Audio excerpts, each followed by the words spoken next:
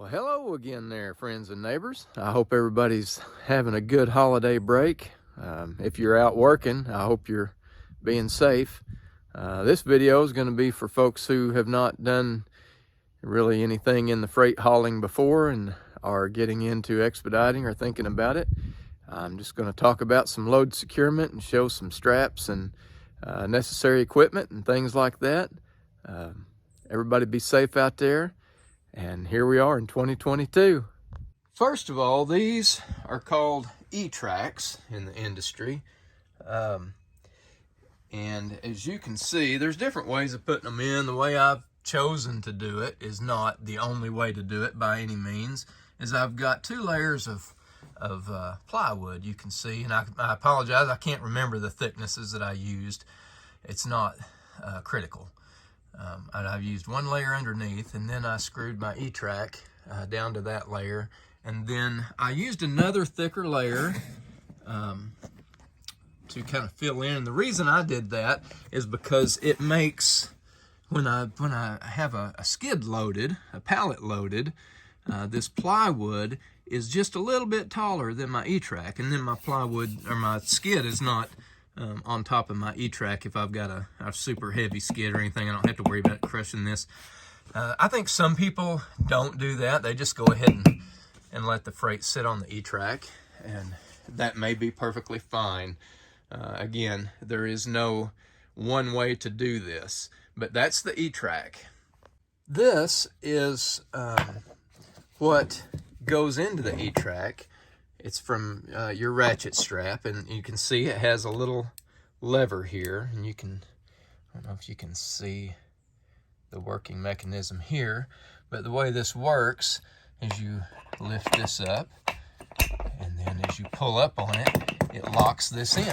So it's really handy, and you can lock a strap in anywhere up and down your E-track system. If you have not used a ratchet strap before, I'll show you how that works.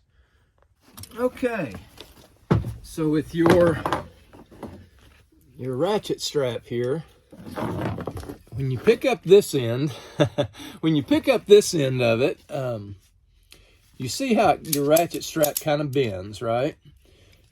This is the outside or the knee of it, you can call it. That's where you want to thread. That's where you want to thread the longer end, your strap, through, all right? And if you've got something that's pretty small that you're trying to strap down, you can pull this way out and get your length however you need it. You always want to have at least 2 or 3 ratchets in here so that it's, good and tight. It's got a good grip, okay? And then with this E-track, like I showed you before, I'm just going to put one end in here, and then of course the other end will go, this will go over your freight, and then this just ratchets it tight. Okay, so that's how that works. It's pretty simple. Here's another style of ratchet strap, or I shouldn't say strap, but the end that is not an E-track, and it's just a hook like this. And this is what you will put in your D-rings that come in most vans. So here's a D-ring, and this van's got 1, 2, 3, 4. I think it's got 5 on each side, and of course that will just go in there. The disadvantage of the D-rings as opposed to the E-track is location is the biggest thing. With the E-track, you can hook a strap anywhere up and down the floor there. But there's the D-ring and the type of strap that goes in it. Here is something else that is it's a load protector is what it is.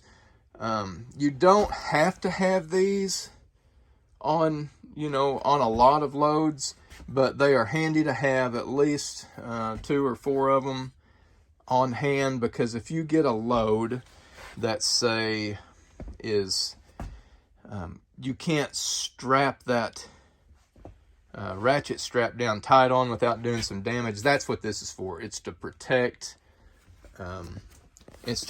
your cargo from, and I'm trying to show you this while I'm holding the camera. Sorry, don't get too dizzy. It's, you know, to protect your load from this strap. So you put this over the corner of whatever your product is, then throw your straps over it, and that way when you cinch it down, all that pressure is being spread out over this piece rather than just this, you know, 2-inch strap putting all that force down on your product. These, fantastic to have. Let me show you how this works. These are going to create a bulkhead for your freight, a stop plate. That is going to be of tremendous help in keeping your load from shifting. I'll show you how this works. Okay, so here's how these work. You're going to, just like on your strap, you're going to lift this up. You're going to put one down in your E-track. There we go. Directly across from it, you're going to do the same thing. Be sure that the opening, you can see how the one side's closed, one side's open. You want to put the opening towards the inside, and I'll show you why right now. Okay, so you got the openings here. They're directly across from one another. You can use a 2x4 or a 2x6. I use a 2x6. I just like the extra height. Doesn't matter. Cut one to the exact length. Once you get your E-tracks in, and you know, you can put these in and then measure, and you'll know how long to cut this. So what you're going to do is, once your skid is, your freight is in the van or truck or whatever, you want to put this as close to the front of that skid as you can. And here's why. When, let's say you're going down the interstate and you have to slam on your brakes, that skid will be up against this. And this will stop the forward motion.